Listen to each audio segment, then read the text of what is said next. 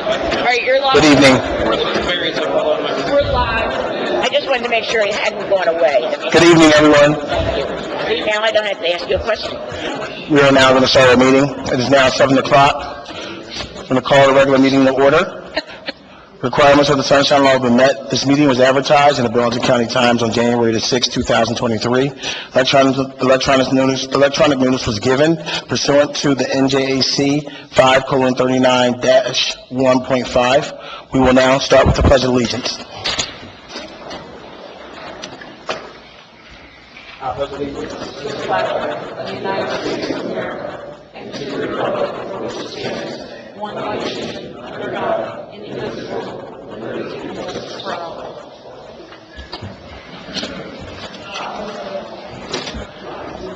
We will now have a moment of silence.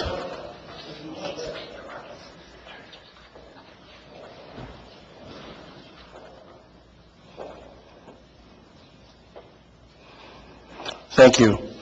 Give us one moment so we can do a roll call.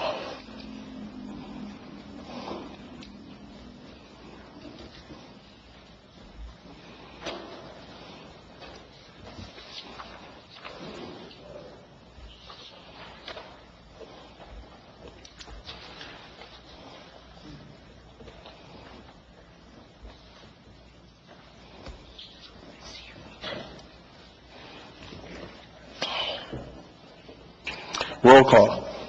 Committeewoman Berkeley, Present. Committeeman Carr, Present. Committeewoman Mungo. Present. Mayor Henley, Present. Committeewoman Wright. Present. We will start off with Resolution 55-23, resolution appointing police officer Tyler Whitehouse. Do we have a motion? So moved. Berkeley? Second. Any discussion? Roll call? Berkeley, Yes. Carr, Yes. Mungo. Yes. Wright, Yes. Mayor Henley. Yes. Motion carries 5-0. We will now do the swearing in. Okay.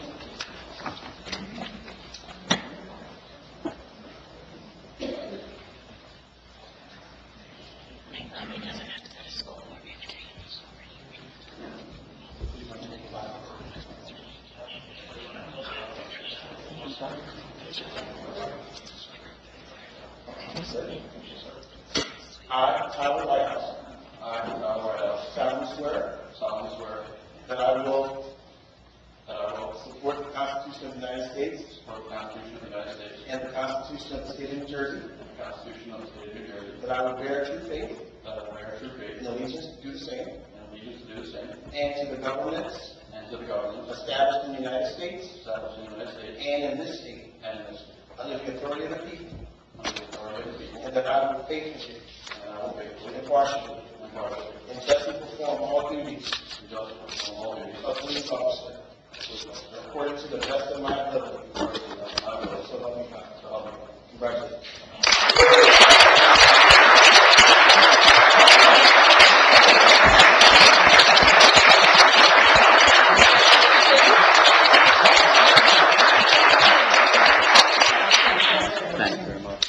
I'd like to take a minute to thank all the staff members and all the parents and friends and everyone else who came out today to celebrate Tyler's accomplishment here. We're really glad to have him here. He started to hit the ground running on Monday, so he starts his field training program this week. So again, we're excited to have him here and get him going. So thank you again for all the staff members and friends.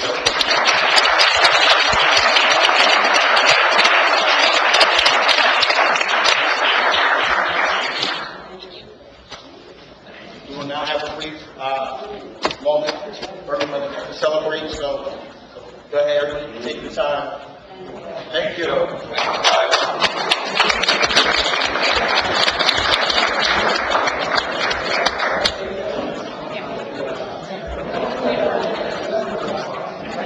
All right, we will now continue. We have a presentation, safety on the agenda. Joe Henry, Hardenberg Insurance. Thank you, sir.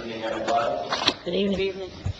I am here annually, as some of you may remember, as a requirement of the JIT to have safety on the agenda at least once a year. So I come up with a topic, share it with the safety committee, led by Excuse me, Lieutenant Ferguson. Mr. Henry, can you speak in the microphone? They can't hear you. I'm sorry. There you go. Is it on? Yes, we definitely got that fixed. I will move swiftly for you. So, this year we've elected to bring up complacency in the workplace and managing the risk. We found out through losses, and any losses I mentioned are not directed here, have happened here, they've happened elsewhere in the JIF. I would use those as examples. We found out through COVID, a lot of things weren't getting done that had been done previously, so we want to get back on track with the training and all the things that the JIF has to offer. So if you want to jump to page 4, I'll get started right there. 3 causes of accidents. We typically hear, I didn't think, I didn't see, and I didn't know. So we want to stress with the employees after an accident, think before you act, look before you start, and if you don't know, above all, be sure to ask. We know risk is an everyday event. There's 3 things we can do in the insurance industry. We can avoid it, transfer it, or control it. I've got a little example here. There's always community days. Lots of activities go on in every town. Typically, they want a bounce house. There's always an issue with a bounce house. We got to make sure we have a licensed vendor. We have to have insurance in place.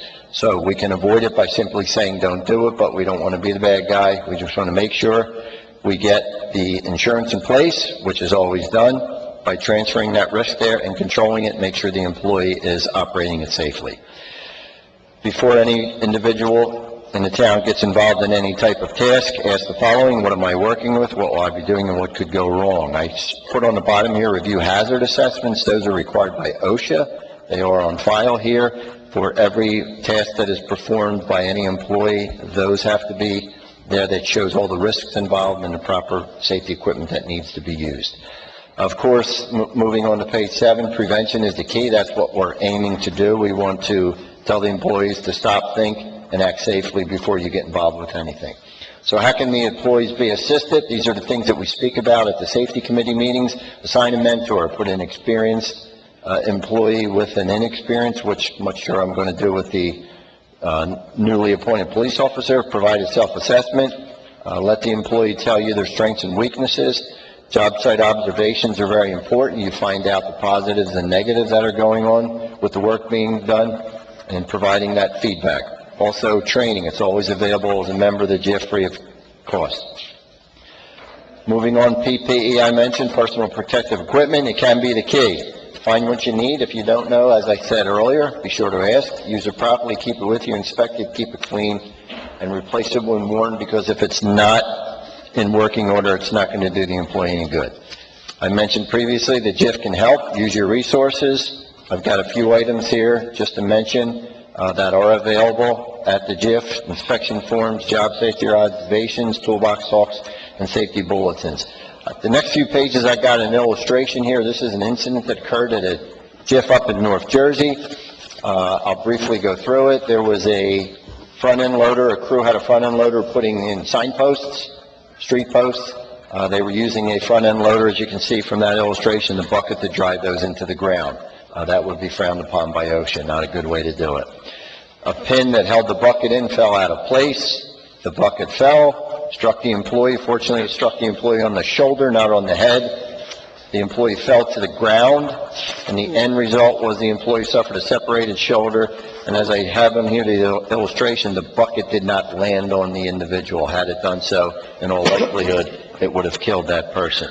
So the supervisor's incident report indicated after the fact that a crew came in, used that equipment, went to lunch, came back a couple hours later after doing some other things. Another crew came in, took that piece of equipment, took off the bucket, put on a different piece of equipment on there to do something else, put the pin back in, but did not put it in properly. So we found out, lesson learned from the loss, that the piece of equipment should have been inspected. Even though they left it there, thought nobody would have touched it, they still need to do the pre-inspections. But the next page shows the solution to it all: a two-man auger. It's a $300 piece of equipment, as opposed to doing it the way that OSHA would not want you to do it. And the last page, I mentioned supervisors' incident reports. These are actual quotes we took off. The first few are typical. We always do it that way. I must have done it 1,000 times. It never happened before. I know I put the safety switch on before the accident. I thought my head was down, but found it was up when I put my head through it. And my favorite one is the last one. The accident happened because I had one eye on the big truck in front, one eye on the pedestrian, and one eye on the car behind me. So even though the employee had 3 eyes, he still drove into the vehicle in front of him. So the point is, accidents do happen, but the safety committee is there available to make sure, investigate that these things don't happen again and keep a safe working environment for everybody. And that concludes this year's Safety on the Agenda. Any questions related to the safety committee, feel free to ask. No? All right, thank you again for having me. Thank you.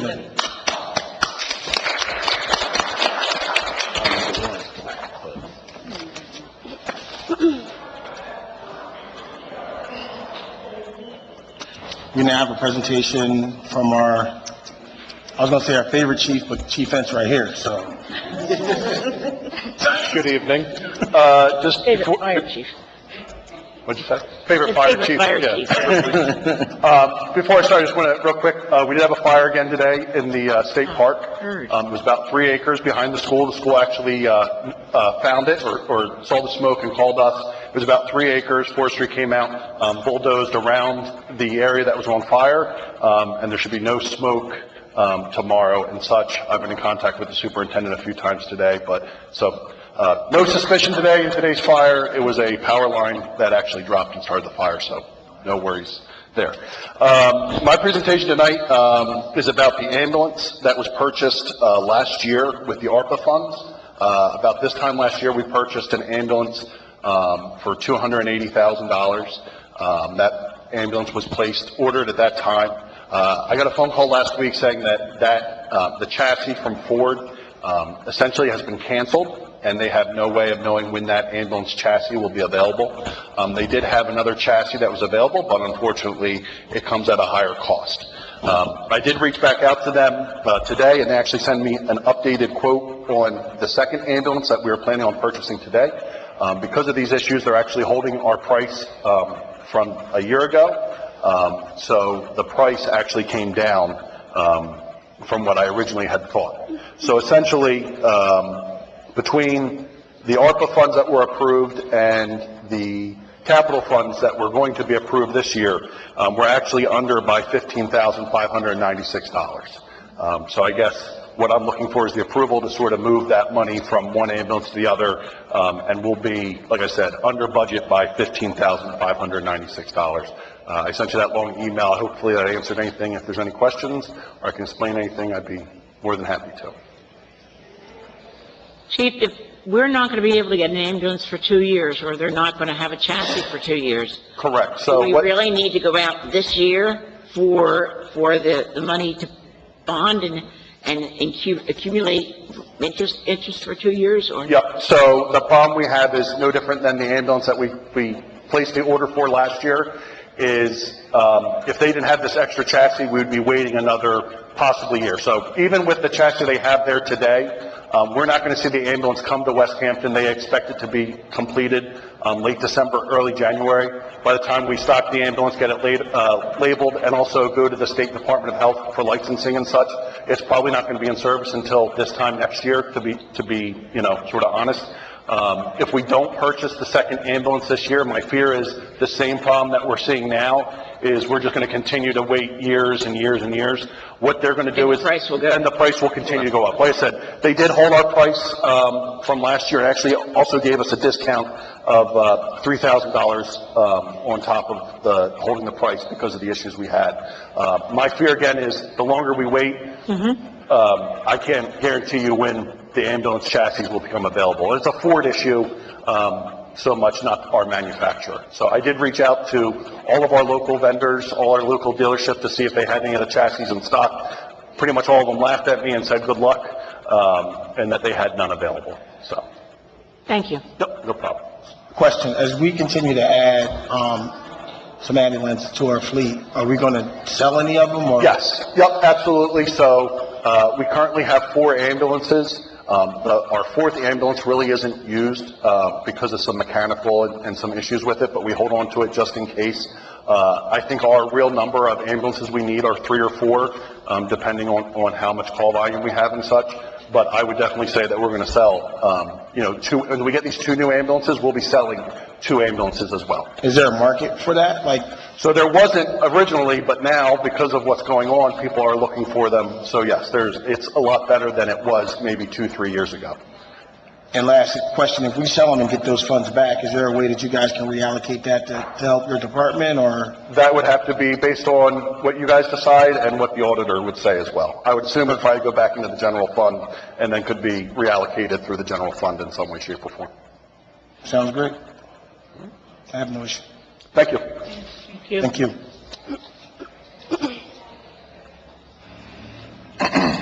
Approval of minutes, March 7th, 2023, regular meeting minutes. We have a motion.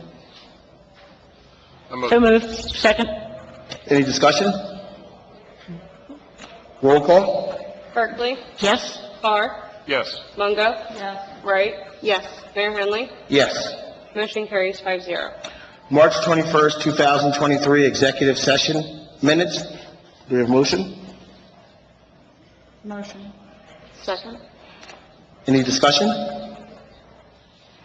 Roll call? Berkeley? Yes? Carr? Yes. Mungo? Yes. Wright? Yes. Mayor Henley? Yes. Motion carries 5-0. March 21st, 2023, regular meeting minutes. Do we have a motion? Moved. Berkeley? Second. Discussion? Roll call? Berkeley? Yes? Carr? Yes. Mungo? Yes. Wright? Yes. Mayor Henley? Yes. Motion carries 5-0.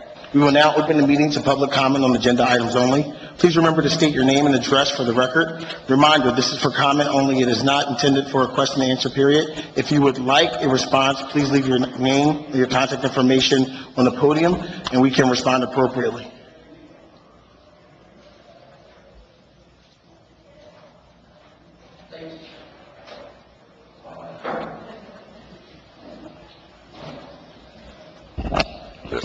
Mayor, if I could just make a comment while she's coming up to the podium.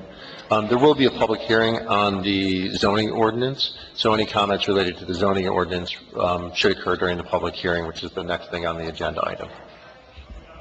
That's what I was commenting on. I How did recognize you it, know so I- that? How did you know that? Yeah. Sorry for making you walk.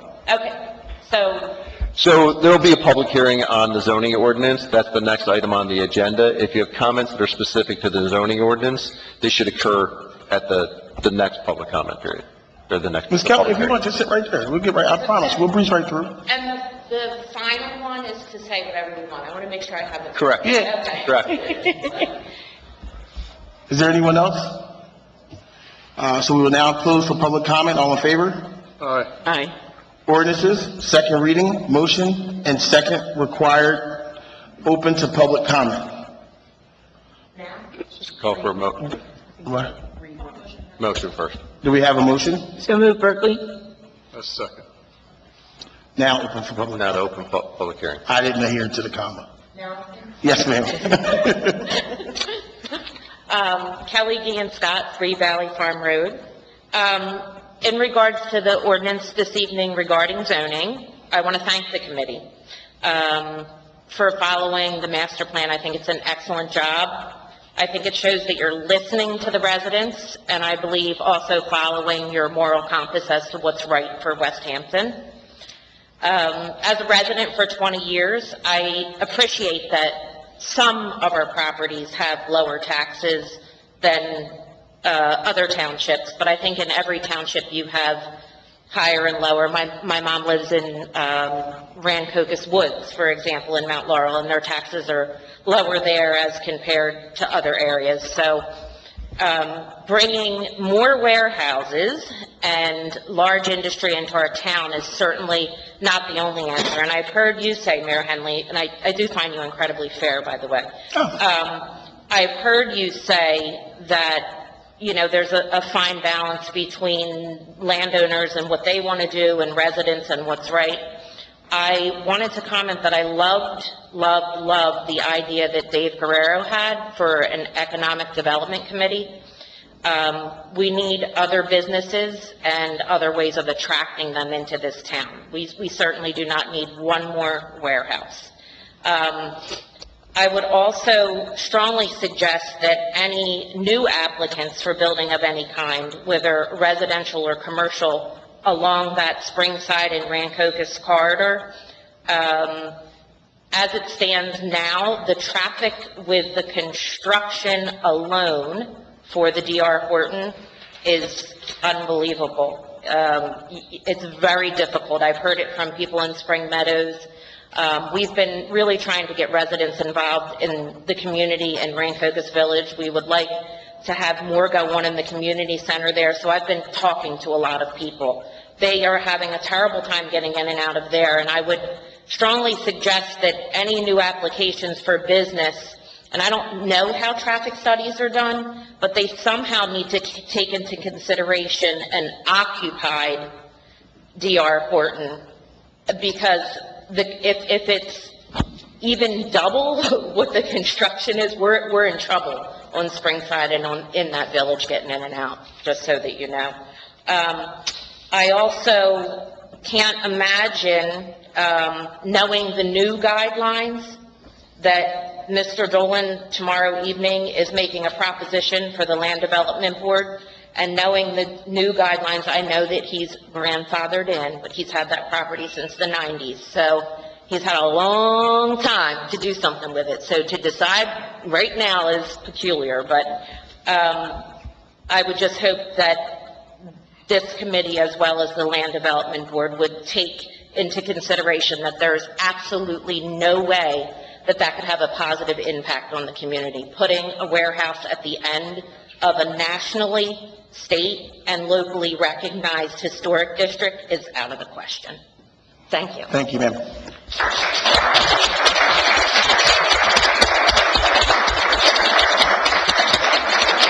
Mayor, can I just make a quick comment? Sure. I just want to remind everyone, as we've done in the previous meetings, a 2-minute limit per speaker. So, three-minute limit for speakers, so we can get all the speakers in.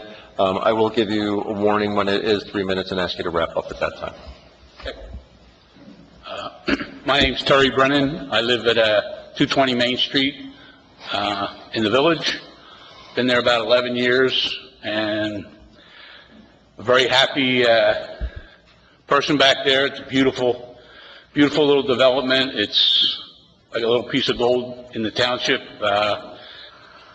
Once a warehouse goes in at the end of that street, I think if they're putting it in for tax dollars, I think you'll have to recognize the fact that once tractor trailers and all, even though they're not supposed to go down Main Street, once they start doing that, housing values go down, which will mean reappraisals of houses and tax dollars. So not sure what the net result will be in putting a building there, but like the previous person speaking was, we should preserve whatever we can as far as the housing back there. It's a unique situation, and it's something, West Hampton can call its own. And by putting a warehouse there with the truck traffic and all, it's just going to ruin it. We already, with the D.R. Horton stuff, created the best cut through that we ever could for all of those people to cut through Main Street to get out to Beverly Rancocas Road, and that's going to hurt tremendously, more than anybody ever gave a lot of thought to. So then putting a warehouse there, you may as well put for sale signs up for the people in there. I mean, it's just not going to be the same. It's just going to be a real busy area, and that would be a shame, because like I said, it's a little piece of gold in West Hampton that should remain the same. So, okay, thank you. Thank you, sir.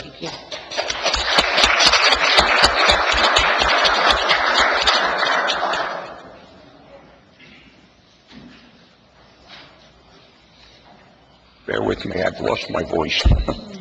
My name's Chuck Emick, I'm 23 North Hill Drive.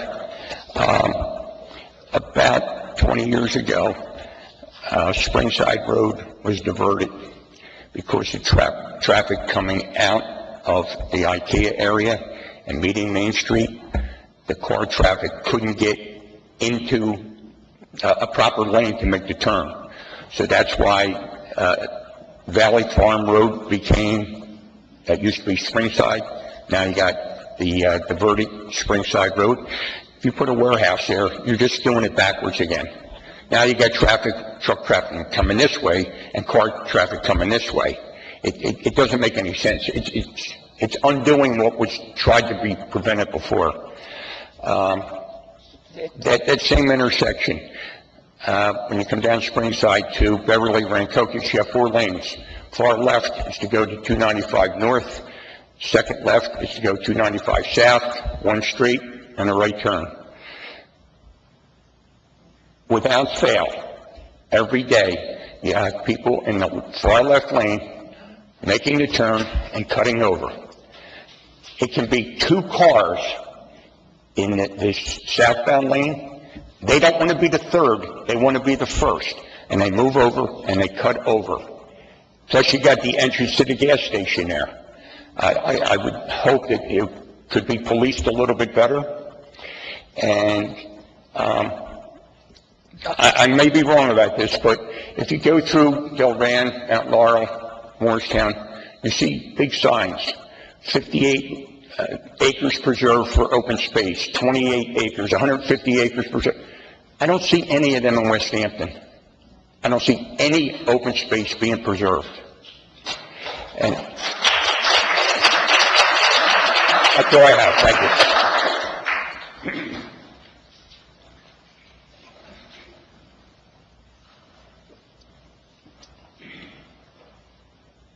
Hi, I'm Cameron Fox Flam. I live on 113 Olive Street in Rancocas Village. I'll keep it brief and cut to the point. Adding another warehouse, we're adding even more truck traffic than what we already have. We already have that warehouse on Springside Road. We have a lot of traffic in that. As it's been mentioned before, we have a lot of trucks making illegal left turns, cutting over. That's dangerous. Thank you. Good. It's extremely dangerous. Frankly, I've seen it more than I'll care to admit. Additionally, when trucks make wrong turns, they have come into town before. Our roads in town are not designed to handle tractor trailers coming in. Adding another warehouse directly in our town is going to increase the likelihood of tractor trailers coming into our town, onto our roads. We have even more traffic, even more illegal left turns. Not to mention, as been mentioned before, driving down housing prices. We don't have enough room for more trucks in our town. We're running into the issue of a lot of diesel trucks being right on the edge of our town, pumping out emissions all day long. I don't see how Springside Road can handle the traffic from yet another warehouse. But the point is, this warehouse is directly on our town. It's not down the road, it's not across, it's right there. I'm concerned about the safety of drivers, I'm concerned about the integrity of the roads within our town. I don't think it's very considerate to the people of Rancocas Village to add another warehouse and bring in even more traffic to our area. So to be honest, I don't think it's a good idea, and I don't find it very considerate to our community.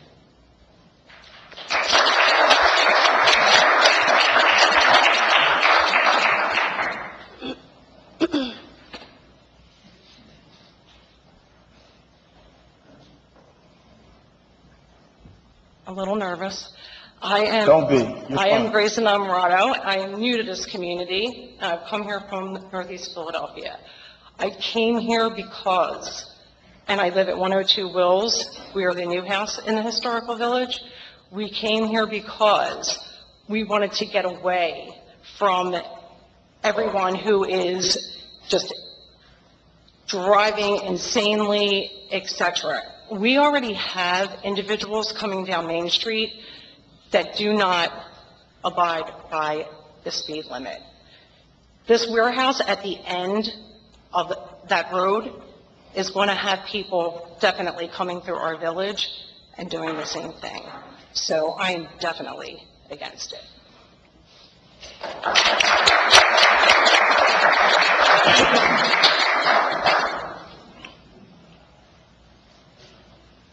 Hi, I'm Kimberly Adams. I live at 224 Main Street in Rancocas Village. Gosh, I've been there about 13 years now. My house is on we call the new end, which is closest to Valley Farm Road. As long as I've been there, it was very, very quiet. In the past 13 years, we had the recreation fields come in, bright lights right in my bedroom, kids screaming, DJs. That's, okay, fine. We need a recreation area. That was okay by me. Now we have a Wawa with trucks and people everywhere. You can't even pull in to the TD Bank when the trucks are there. So, okay, now I'm on Main Street. I look across the street next to the cute little turret house and I hear construction all day long with these townhouses. So what's going to come with that? More people, more kids, more noise. So now I'm going to make a right and go down to where there's going to be a big warehouse. I can't paint my house a color because I have to go to the Historic Commission. I don't have a sidewalk because we wanted to keep it natural and the way it was. I don't even have a mailbox. There is not post office delivery to my house because we wanted it to stay historic. But you want me to look out and see a warehouse? I just don't get it. And if you try and go out Main Street to the light at Rancocas and Springside, from Main Street, you can't. You have to go straight across, do an illegal U-turn. I do it every day. And then you got to come out where the gas station is. So please think about us and try and keep our town the way it is. Thank you.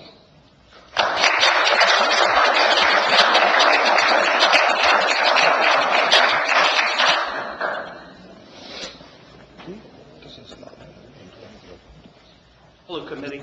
Hello. My name is John Clishies. I'm a resident of 26 Country Lane in West Hampton, the Rolling Hills development. I've been there about 39 years. I love it. Prior to that, I lived at the bottom of the hill on East Oaks Road in Willingboro. And I understand progress. I live in a house. Before that, it was a place we used to ride our dirt bikes, our bicycles.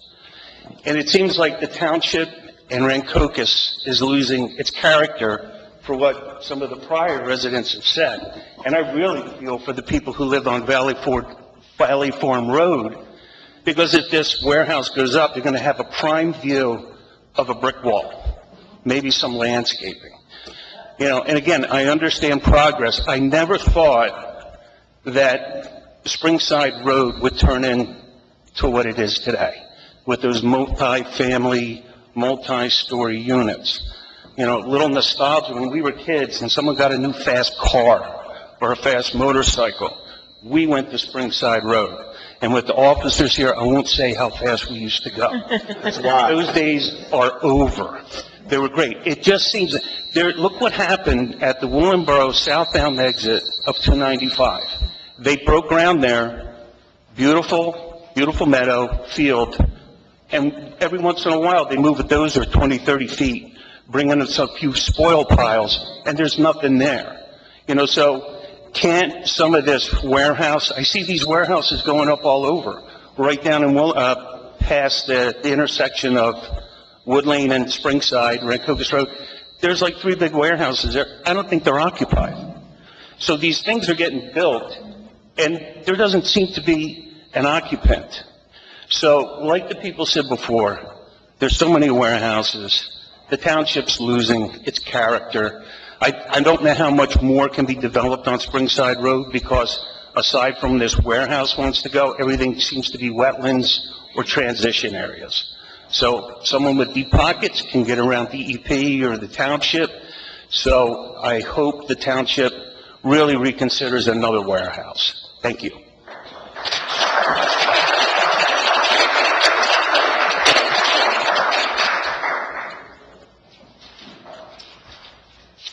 Good evening.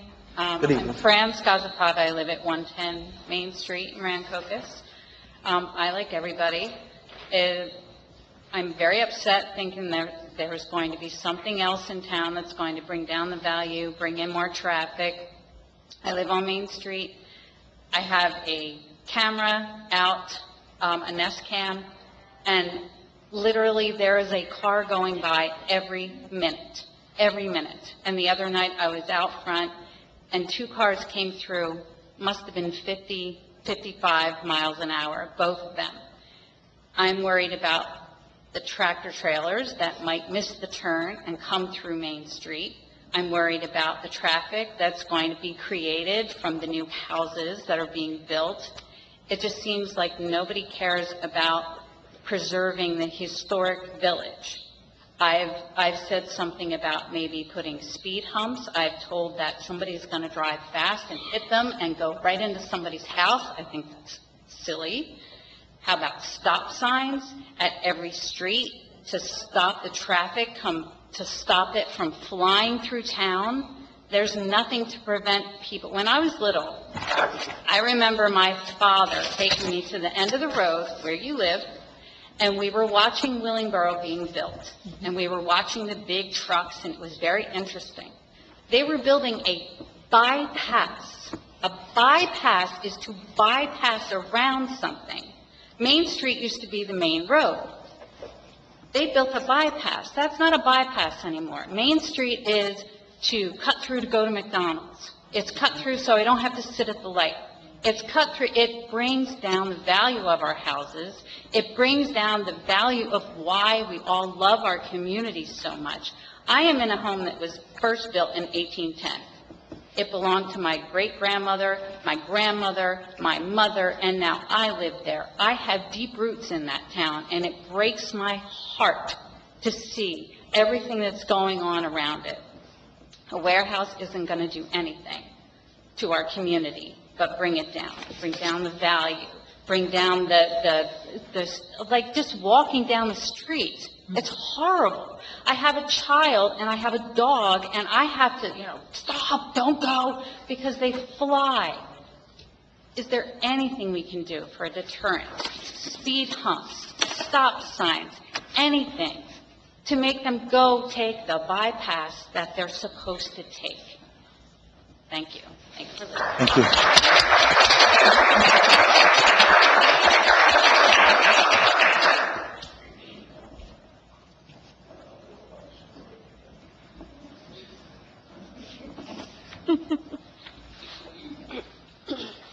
I live in the village, but I've lived in this area, Lumberton, Hainesport, all my life, 60 years. Excuse me, sir, can you state your name? Ken, K-R-F-T. And I've seen Lumberton go from farm fields and turn into warehouses and condos in town. It's almost like a city now. I mean, it's a shame, all the land. You got this little piece of land that's in a village where, I don't know if you know the history, Benjamin Franklin's son owned all that land here. Mr. Woolman, great Quaker, taught there. I just don't understand. You put it on the National Registry as a village, but yet you're going to tear down this beautiful field with a farmhouse just to put up another vacant warehouse, all for money. It's all about money all the time. I just don't know why you can't find another way to at least preserve some of the land. I mean, it's horrible what you see out on 541. Like I said, I used to drive through here and there was nothing. Larchmont Fields was all cherry trees. It's like a city now. When's it going to stop? I mean, you guys got the power to maybe do something about it. Like I said, you got this little pretty piece of land just to have another warehouse there and all this traffic. I mean, heaven forbid that apartment place and townhomes over there. I just wish there was some other way. I mean, I wish I was a multimillionaire. I would friggin' take that land, give you the money, and leave it alone. I just want one time, think about the area. I mean, does everybody want to keep driving around with all this traffic jams? Another plaza with nothing in it, another nail salon, pizza place, townhome. It's really disgusting. It's a shame. I mean, I'm 60. I'm not so worried about me. It's the kids and stuff. I mean, my God, it's horrible. So I don't know if it saves you, $25 a year on taxes? I don't think it's worth it. I really don't. So hopefully maybe you just take in consideration when you're driving down these roads and you see a nice field, maybe one time say, like Mount Laurel, they do have some 80-some lands preserved Farmland preserved. You go out towards Pemberton, all those farms are preserved for something. I don't know if it's a government thing near the base. But around here, it's almost like, hey, let's just tear all the forest down. Let's turn into Lumberton. Let's turn into Willingboro. Let's turn into Delran. Let's turn into Cherry Hill. When's it going to stop? You guys got the power maybe to do something. Maybe find another way to have somebody purchase that land, make it into a park. Anything's better than put another warehouse. It's horrible. I'm almost going to start crying. That's how bad it is.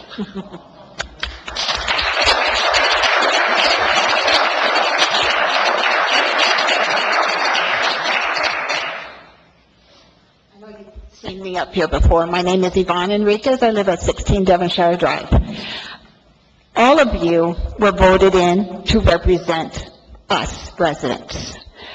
I have yet to hear any resident that comes to any of these meetings to say they want a warehouse to be built in any of our areas. Forget the fact that every single month, it seems, we all have to congregate to talk about another warehouse that wants to build in an open land. I think that all of you who represent all of us should be listening, and I know you have in the past, and I'm saying it once more. You need to listen to us, the taxpayers. We don't want warehouses in our community. We don't want to be a community in an industrial park.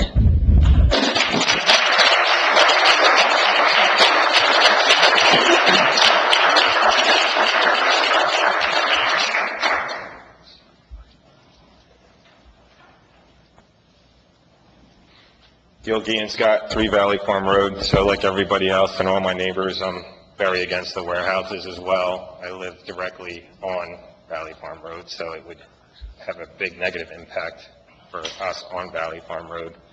So I don't want to beat the warehouse thing down, but with regards to the ordinance, is there anything, I couldn't find it in the ordinance, is there anything that's going to prevent parking, loading, and unloading on any of the side roads? Is that still in effect? Can't find it. And one of my neighbors who is deaf and can't hear or talk, there's nothing up here for the deaf. There's no screens. There's so he couldn't speak. So he asked me, and he lives at 229 Main Street. His name is Glenn James, and he asked me to let you guys know that he would like to see that land preserved like some of the others, like I would, and I'm sure my neighbors would. So I just want to get that on record. And then I just want to remind everybody that tomorrow night is the LDB meeting on the Dolan warehouse, and so I urge, and everybody should sign into Zoom and join and voice their opinion tomorrow night. Thank you.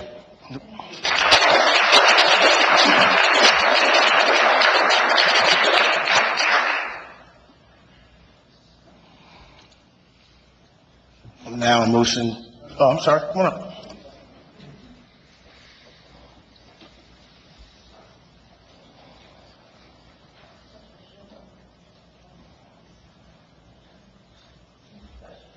Good evening. Chris Parenti, 216 Main Street. Me and my wife been here over 20 years. When we first moved here, it was like camping in our backyard. Then came the sports complex.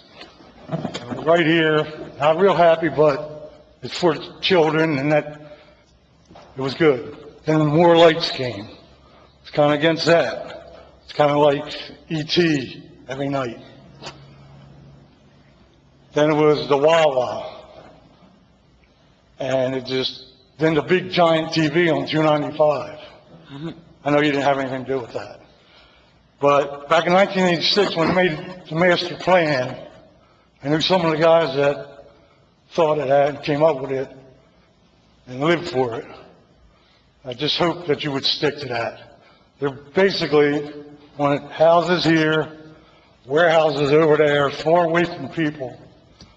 And I don't understand why you approve townhouses and a month later want to build something that would deter people from moving and buying a townhouse. To me, that makes no sense. And, you know, I'm not trying to be greedy because I'm from the village, but it's crazy. I work in a warehouse. I ran a warehouse for over 20 years. They bring trucks, smells, noises, crime. The only thing tractor trailers are good for, I saw one last night, sitting there watching TV, coming down Main Street. The only thing they're good for me is cleaning up the trees and trimming them for us. That's about it. I just really think about staying to the master plan, because I know you have to change the zoning for this. Not to mention that farm, the Burlington County Freeholders made a documentary about the history of it.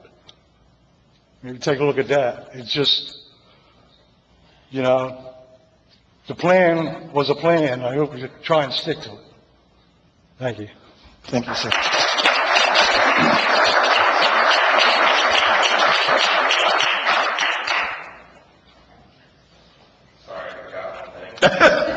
Bill Gian Scott again. I just wanted to bring it to everybody's attention that the trucks actually are starting to use the East Ridge parking lot, which backs up to the village, as parking at night. So I don't know if people are aware of that, but take a look in the evenings.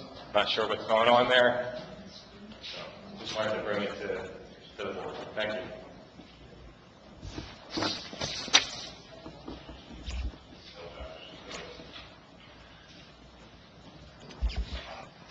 All in favor? Oh, I just looked up, I'm sorry.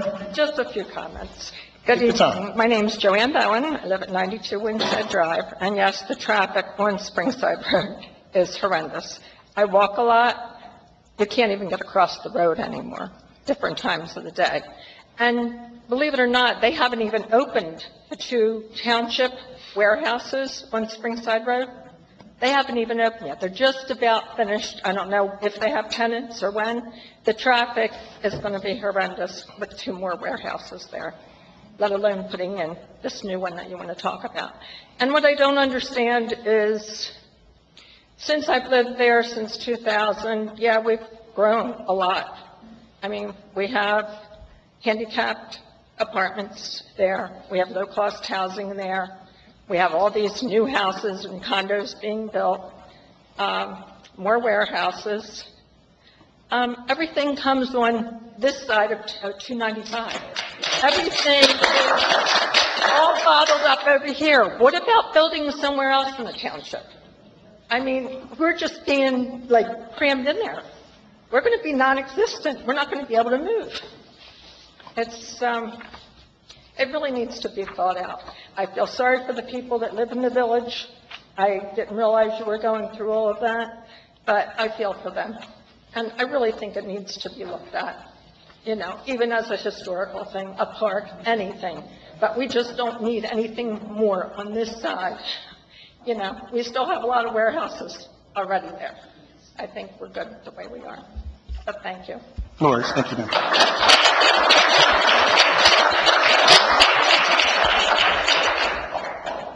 Mayor, if no further comments, can I just make one response to the many comments? Sure.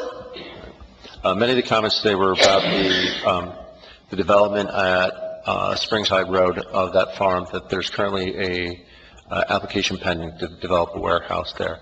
Just want to point out that Section 11 of the zoning ordinance rezones that property to not permit warehouses on that property and rezones it to an R6 zone. It's not retroactive, so the application that's pending, if that's approved, then the development of the warehouses would be permitted on that site. But going forward, after the effective date of this ordinance, development of warehouses would not be permitted. If I believe that property is, I believe that property is 3 different parcels with different owners. And so it's only 1/3 of that which Mr. Dolan is building on. R6, this ordinance changed it to R6, which I believe about 2 months ago, Rancocas Village came out and said we want it changed R6 or single-family homes. But The law says if he gets his application in before we approve this the second time, which is tonight, he has to go by the old things. So I hear you, I agree with you, but unfortunately, this got changed, and he got in there before it got voted on twice. But the other two pieces, after we vote tonight, will stay R6. So those other 2/3 of that long strip cannot be warehouses. That will have to stay single-family homes.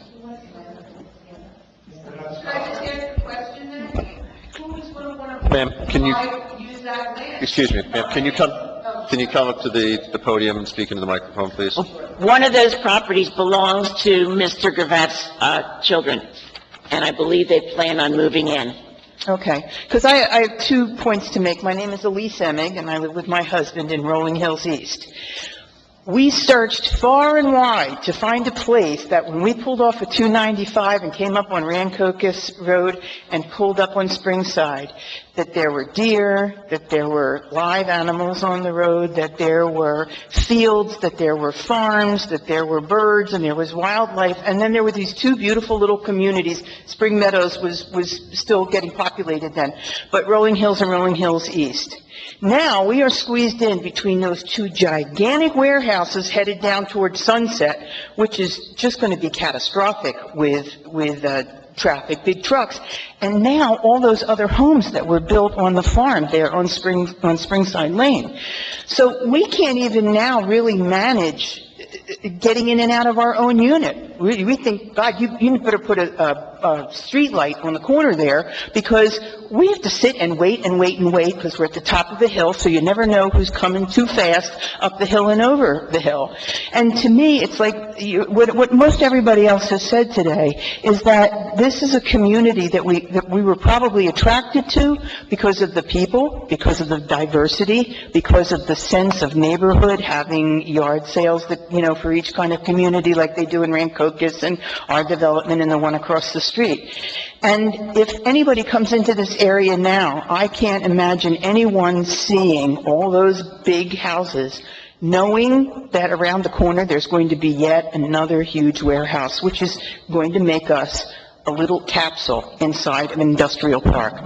And I don't think for younger people that's not going to be an incitement to move in. For those of us who are there for the long haul, it's sad to see how it has deteriorated. And like other people have said today, put something else on the other side of 295. There's still plenty of open area over there, but I think we've been pretty well boxed in, so we don't have any say about it. And we have to live with the pollution and the noise and the traffic and the thievery and all the stuff that's going along with it. So that's my 2 cents. Thank you.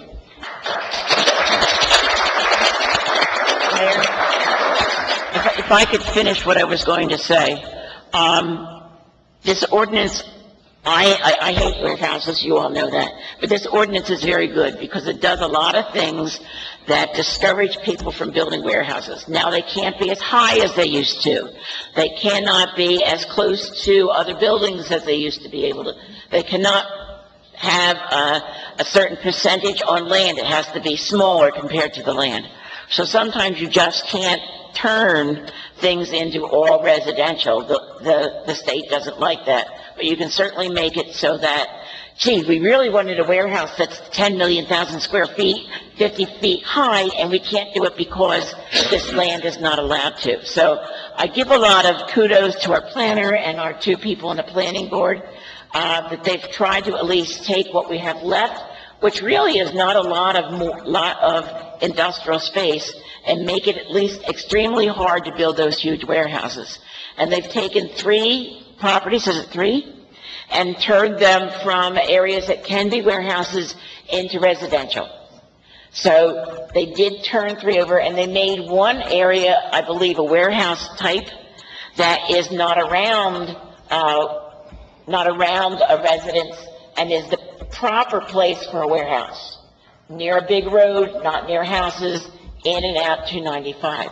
So they did take a long time, and yeah, I would love to say no more warehouses, period, but unfortunately the law has these reasons, and you can tell me if we had no industrial area, then anybody could come in and claim industrial, can't they?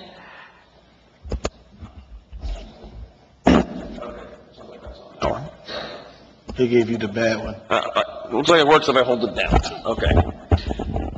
They wouldn't be able to just come in and claim industrial, but generally speaking, every town has to zone to allow for every sort of legal use somewhere in town, so that you can't just say that there would be no industrial zone property. They wouldn't be able to claim industrial property anywhere, but they would be able to take you to court and say, we think this is the most appropriate location for this use. Your zoning ordinance doesn't allow for it anywhere, therefore we get, there's no presumption of validity to your zoning ordinance for not allowing it, and they could, you'd have to argue in court that where they're proposing to do a warehouse is a bad location, but you wouldn't have the burden of proof on your side. You'd have to basically prove to the judge that that's a bad location for a warehouse, whereas with this, it takes away some of the, bad locations as to where, since you are still allowing warehouses, and there are still some lands available for that. If anybody wants to deviate from what's in this master plan and this ordinance, they have a very high burden of proof to prove, first to the Land Development Board, and then if they were to appeal a denial there to the court, that they really, it's a perfect spot for it, and they meet all the proofs, which is much harder to do with this ordinance now than it currently is. And so tomorrow, really, it's because we've changed the ordinance to be R6, and he got it in like this. Tomorrow, really, it's in the hands of the Land Development Board. And that's where you really need to go, because if they want any variances, you need to say, no, don't give them any variances. If they want it bigger than it should be, you say, no, I don't want it bigger than it should be. And, you know, you have a right to get in there and give your opinion.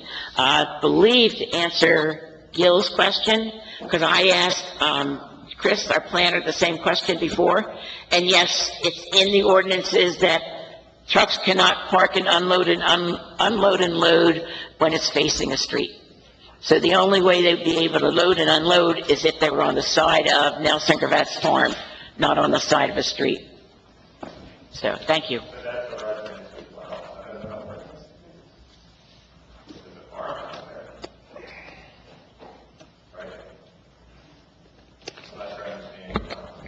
No, the one that's 38,000 square feet.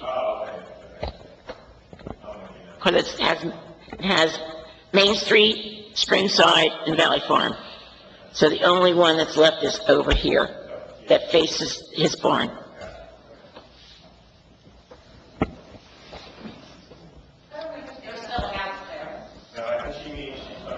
All right.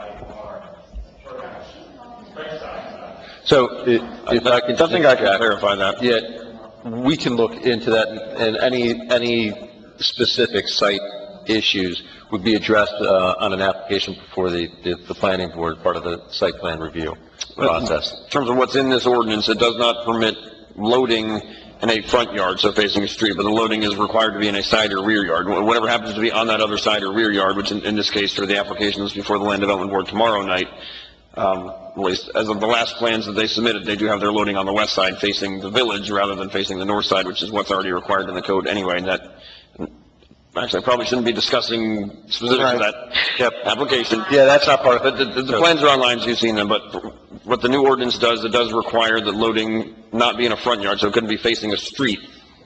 But if they were to put loading in a side yard or rear yard, and there is residential uses adjacent to that side yard or rear yard, it does require a substantial setback of either 250 feet as well as a 100-foot landscape buffer, which is more than twice of what your current code requires when something like that is to occur right now.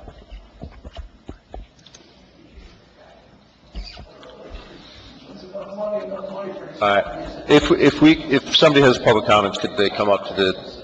Like I said, I grew up around here, Amesport, Lumberton, Mount Holly, all the families that have money. All right, hold on. Say, just Ken from... So we have to, this is recorded, and then we'll have to transcribe it into minutes. So if you could just state your name again, and then start. Ken from the village here, grew up in this whole area my whole life. Every township has these families that buy land, all got money. I grew up with them. Just to name one, Mr. Limo, of course, you know, the Mount Holly, everything. Well, this guy Dolan apparently has a lot of money too. When's enough money? I'm just tired of people have dollar after dollar after dollar. When's it enough? I'm all for capitalism and all this, but when's it enough? Yeah, let's just tear apart a nice piece of land, put up another factory. Here's $2 million. I'll see you. I'm going down to Texas, because that's where he ends up going. Apparently got kicked out of there. But I'm tired of these families. That's what's going on. That's all it is. Got money, greed. So watch all your forest here and all your farmland disappear. That's why people are moving out and going out west, I guess. It'll be that way too in 50 years, but it's a shame to allow it to happen. These ordinances, oh, they just beat it out because they're so smart. These people got money. They know what they're doing. Beat their R6 ordinance so I can build a warehouse and give it to my grandkids, another $2 million. Well, let me shake hands with Mr. Dolan. He's got a ton of money. Not enough.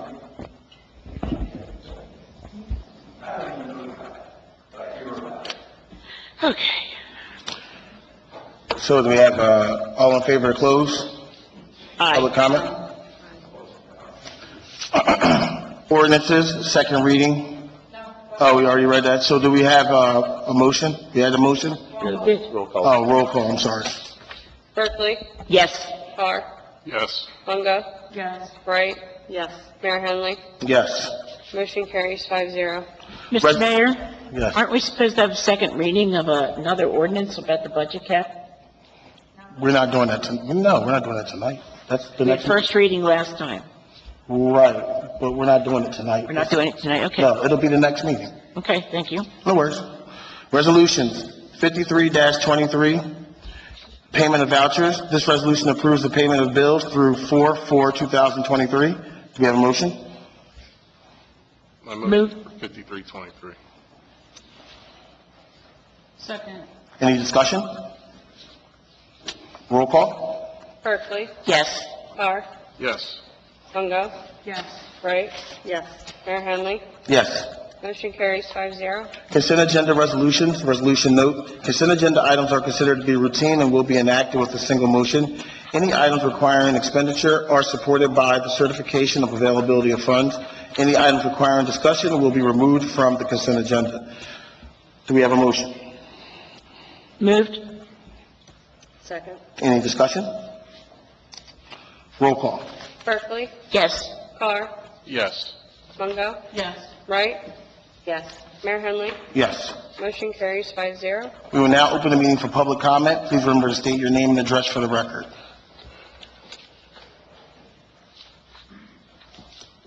Missed you last couple of meetings.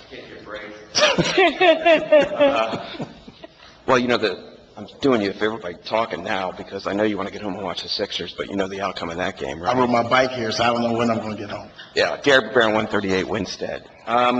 So just a few comments. Number one, I know my remarks have to be addressed to the mayor, but Bob, but Gil brought up a good point on the citizen that's disabled. Can you give us, at an appropriate time, a 30-second briefing on what do we do when we do have citizens that want to participate that have a disability? And also, again, back to Gil, I think I can one-up you on the parking. At Springside and Wood Lane, there's a vacant decommissioned Getty gas station. The owner did post a no parking sign there, but I routinely see truck cabs and trucks parked there. Now, that's on him to enforce people trespassing on his land. But in a sense, they've basically rezoned that themselves and de facto turned that into a parking lot. So, maybe contact the landowner and maybe get a little more stricter enforcement on that. That might help. You understand what I'm saying? Yeah, across from the Wawa? Yeah. Yeah. I know exactly what you're saying. Yeah. I mean, next time I'll just take pictures and, just to back up what I'm saying, but I'm prepared to swear out an affidavit. No. I see what you're saying. So just a few things here. First of all, my best wishes to our new hire. Congratulations. Well done, command staff. It seems like you've done a great job with our new hires. So let us know how we can support our new officer as he's onboarding into his role. So I wish him all the best. And Mr. Mayor, I know you're on the moment of silence, you're oftentimes very agnostic. I totally understand that. Today is an important historic day in our history. We all know what happened on April 4th in 1968. I don't think it does Dr. King a disservice by at least invoking his name to get us to think about what happened. Fair. It's a legacy. We celebrate his birthday, but this is another time to just celebrate everything that he did for our nation. So just something for you to think about. I came in, I saw our flag at full staff. Governor Murphy signed an executive order lowering the flags at half staff today. As you know, those orders only apply to state government buildings. He ordered it at half staff because a New Jersey resident, Sergeant David Salinas, was killed along with 9 other Americans last week in that helicopter training accident at Fort Bragg. It's up to you, but I don't see any reason why you couldn't also, when it's appropriate, lower the flag to half staff. That includes when Senator Ron Rice was honored with the flags lowered at half staff. African American, the longest serving, 30 years, Army veteran from Vietnam. I think it would be helpful, maybe a touching moment for his family if our township would send condolences. That's up to you. Another fair point.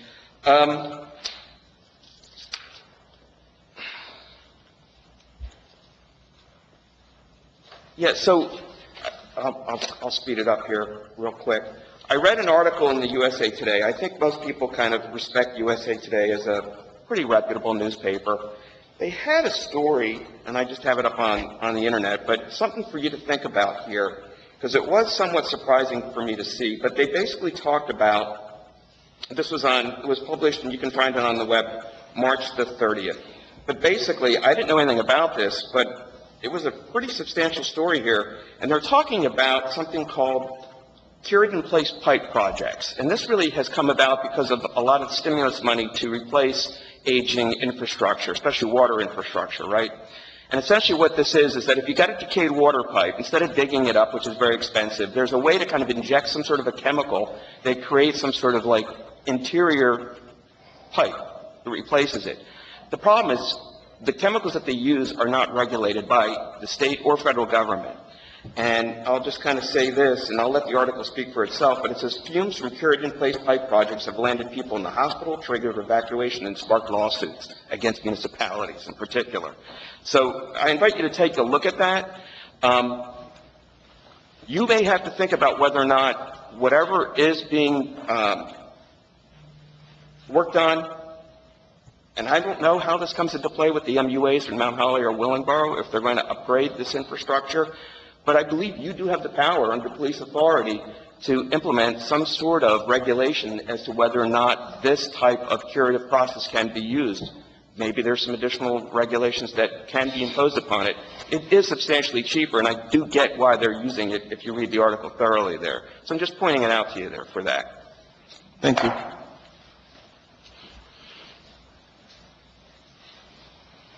All in favor to close for public comment?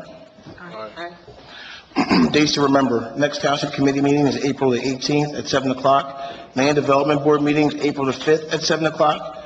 The Easter egg hunt is April the 8th at Holly Hills Elementary School. Historic Commission is April the 26th at 7 o'clock. And Recreation Committee meeting is April the 12th at 7 o'clock. Do we have a committee liaison report? I'll start, y'all. Just a comment about Resolution 5623, mold and the termites. I recall quite a while ago, we had one of the Public Works guys get his certification in extermination. Is it possible to have this person who is certified to handle termite situation and bugs and things save us a little money by hiring out an outside company? I'm not sure if he still has a certification or what. I remember that he went for it. He took the test and he passed it. The other thing is congratulations to Patrolman Whitehouse. I'm thrilled that he doesn't have to go to school and he's on the road and ready to go. That's great. Sometimes it takes too long. Also to our new court administrator, Jody Termini, Court Deputy Andrea DiMattazzo. The school, as you know, had some problems with the fire. They were closed for 2 days because of the smoke in the school, and I believe they had a late opening and an early dismissal one day. Right now, they're in the process of taking down the things in the ceiling because they had soaked up the smoke. So I give our credit to the superintendent. I know it was very hard for the parents to have kids at home back on the computer learning, but he really did what he thought was best for the health and the welfare of the kids. And hopefully this fire that happened today is not going to cause any more problems.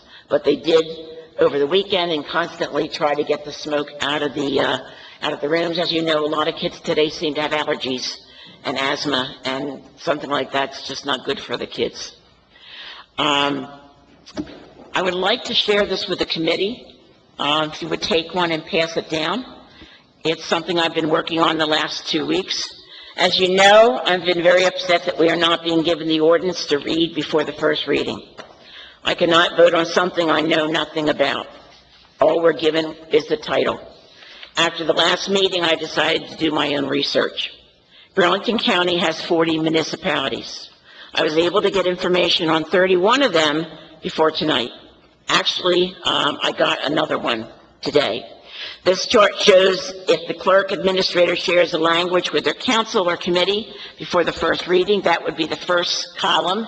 And if they shared it with the public before the first reading, that would be the second column. A yes means that it's shared in the agenda packet before the meeting with the township committee or council. All but West Hampton shares the whole agenda with their elected officials before the first vote, and with time to read and understand the ordinance.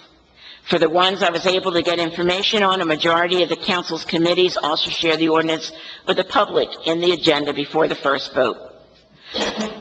One municipality even had a workshop meeting the Wednesday before the regular meeting to discuss the ordinance and other items in the public.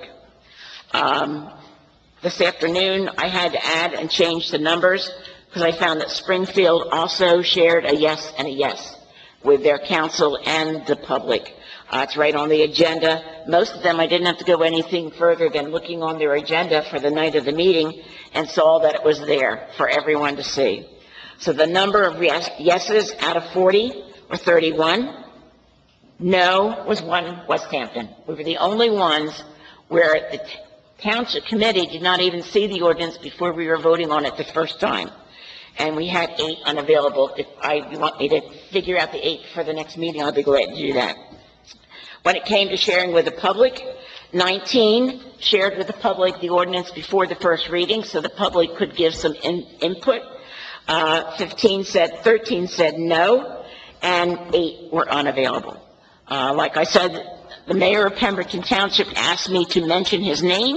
He said, please use my name, and that he would never have a vote without everyone knowing the text of the whole ordinance. I tried not to call people. I tried to get it in other ways because I didn't want to explain why I was doing this. I didn't want to bring embarrassment to our township. Sometimes I had to, and fortunately they never asked me why. But they did say when I had to talk to them, they said, yes, we would never expect someone to vote on anything without having the ordinance in front of us. So I'm going to renew my request. It's up to the township committee whether they want to have the public having it before the first reading. I believe that's transparency, but I definitely think we're the only one that doesn't get it before the first reading. And I think that we should. I will never vote on a first reading, whether it's good, bad, or indifferent, if I can't read what's in it. So please, I wish administrator and attorney and mayor, if you would reconsider this. Thank you. So, is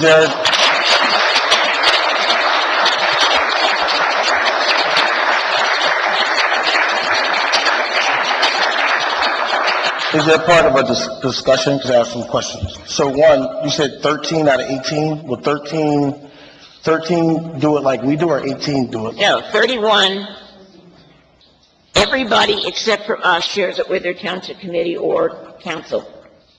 They share it with the public, 19 share it with the public, and 13 do not share it with the public before the first reading. So how many? If you look at the second page. I have a question. How many days do we have to read it before? We get it on Friday and our meeting's on Tuesday. So we only have it for, because the last time we discussed this, it was there for 14 days. 14? Who has Yes. 14 days? If I'm not mistaken, after the first reading. No, this is before the first reading, Mayor. Right, before the first reading. So the first reading, my understanding is, and just for clarification, my understanding is that there's the first reading to introduce the ordinance. We're voting on just introducing, this is my understanding, that we're voting on introducing the ordinance. between the introduction and when we actually vote on the ordinance, there's 10 to 14 days to review it. Is that, That is true, but we are the only one that doesn't get it before the first reading so that we could have questions and talk about it or have something to say about it. so I would assume that what you're saying is 10 to 14 days isn't enough to review it? No, I'm saying we need it before the first vote, that we're expected to vote on something without reading it. But we're voting on the introduction. Well, I'm just reporting to you what every other township in Burlington County does. Sir, public comment period is closed. The first reading is the introduction, right? Correct. So we're voting on the introduction, we're not voting on it, and then we have 14 days to review it prior to voting on it again. But every other municipality gets to have it before the introduction. Why are we the So we're only the- municipality not to know before we vote the first time what's in it? Fairly, right? And I understand what you're saying, it's something that you're not in favor of, which is fine, I understand that.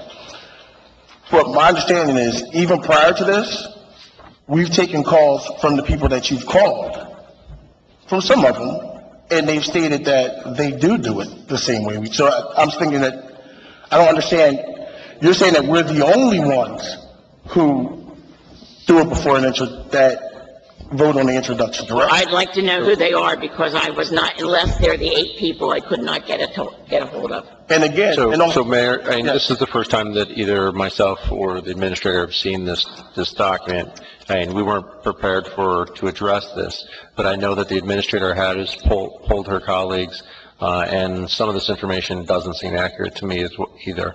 I'd like to be provided the opportunity to Because if I'm not review mistaken, this. we were CC'd on the email. And respond. Right. If I'm not mistaken, we were CC'd on the email. We were what? I couldn't understand. CC, I think, did you include Bob and I on the bottom part of the email that you sent out to the clerks? Okay. So that's why I'm asking some of these questions. I had asked who does it like we did, and I didn't get a list. Right.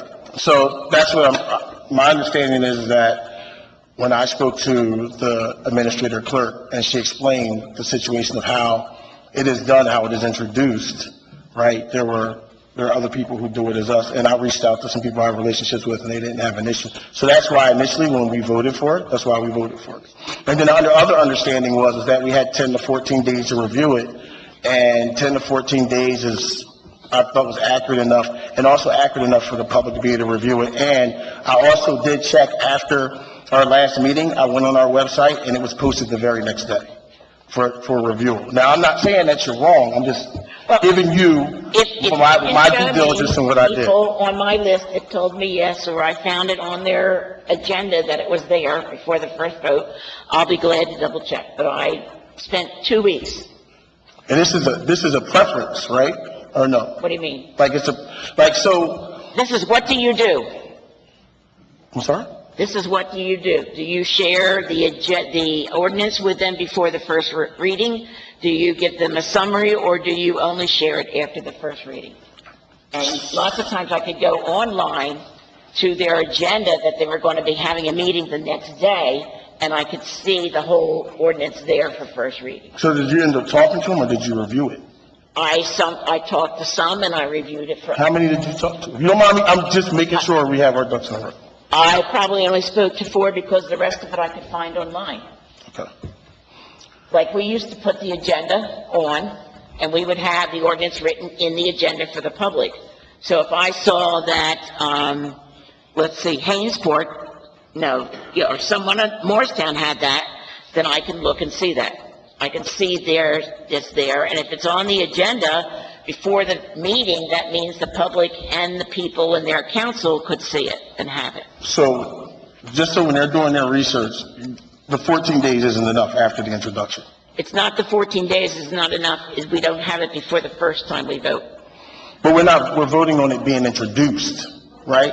I can't argue with you, I'm just presenting this to you. All right, so, I think it's...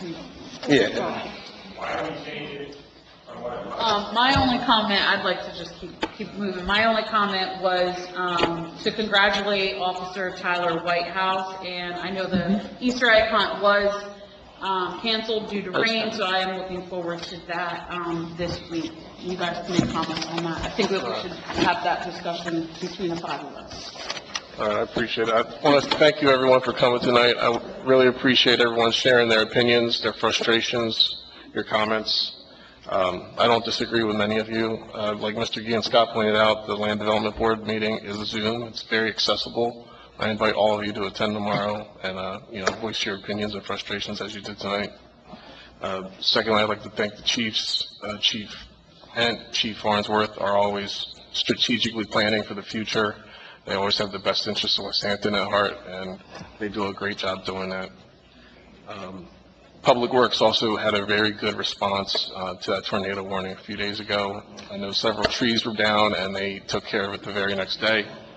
Finally, I'd like to see in the next few meetings our Environmental Advisory Committee go filled. If any of the residents here are interested, submit your letters of interest to serve on that board to our township administrator. Again, thank you. Yeah, I just wanted to congratulate Officer Whitehouse on his appointment today, and to the residents, your voices were heard. It was touching to me to see your frustrations and for you to express all that you did, so I definitely thank you for coming out, and your voices are heard. Lastly, I agree with the residents that, to give a brief description of change, I remember I grew up in Cinnaminton and riding my bike to my grandparents' house and crossing over the bridge that's no longer there, right? And then coming up, riding the bike through, your town. I'll call it your town, everybody's here, so your town. And then riding my bike down, and this is me and my father, riding my bike down Springside Drive, and there was nothing on Springside Drive. Also, there's been, and just to tie it in, there's also been residents who've talked about, like, when they bought their homes and what they kind of set aside to buy their homes. When I bought my home in Spring Meadows, I still had a home somewhere else, kept that, and was all in on Spring Meadows because it was the only housing development on the street. So whenever people would come over, I'm like, listen, without Springside, it's easy, it's hard to get lost. It's the only housing development on the street, right? But some of those things have changed. The bridge is no longer there. Spring Meadows is not the only housing development on the street, right? And just to be fair, some of those things the committee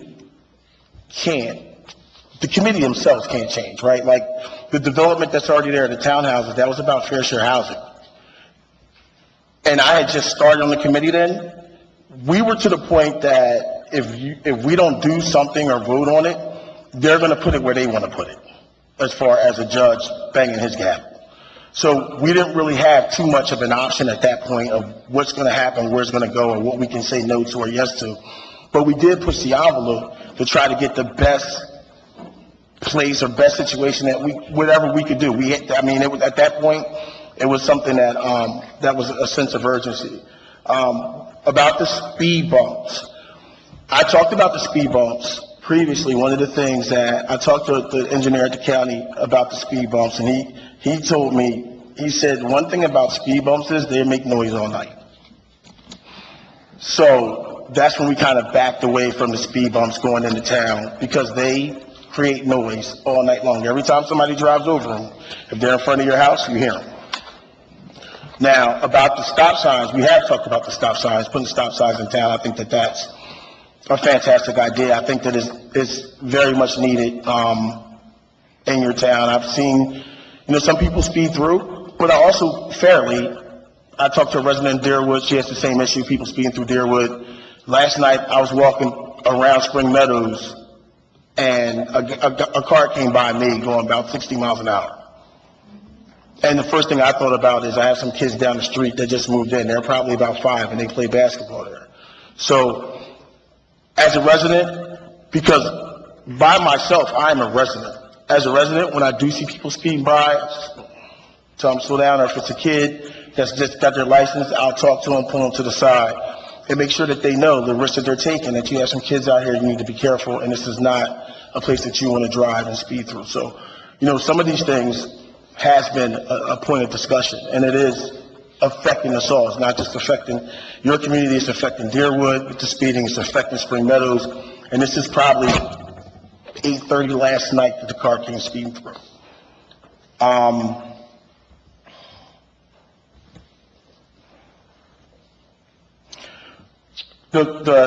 Not that I can really talk about it because I'm on the Land Development Board, but that piece of land,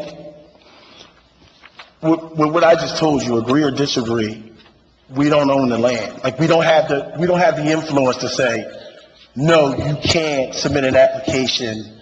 No, we're not going to hear it. We don't really have that type of influence because, again, if I'm not mistaken, someone talked about that he's owned that land since the 1990s. And I'm sure it's strategic to input come on. Everybody, I don't know if everybody understands, like, if you're going to change the zoning, then this is kind of the move of what you're going to do, right? So it's got to be listened to by Land Development Board, but even the subcommittee of the Land Development Board, besides from OD being here, there's a couple other gentlemen, everybody knows Dave Guerrero, Bob Thorpe, like, they did an excellent job, and I kind of want to see how that plays out tomorrow, right? Like, what a warehouse looks like, where it can go, and, just a bunch of different things that, obviously Chris talked about as well. So I'm interested to hear that, but let's see, how it plays out.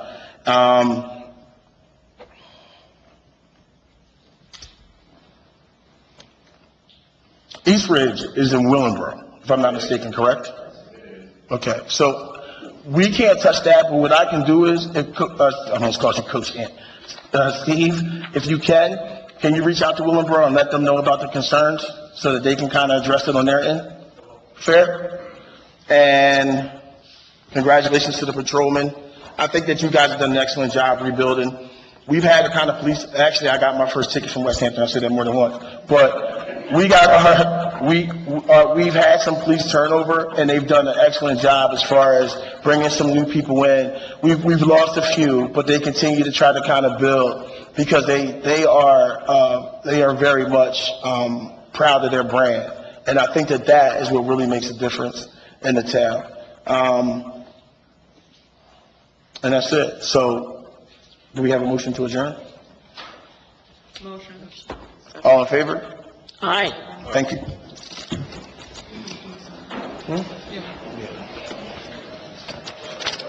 Chris?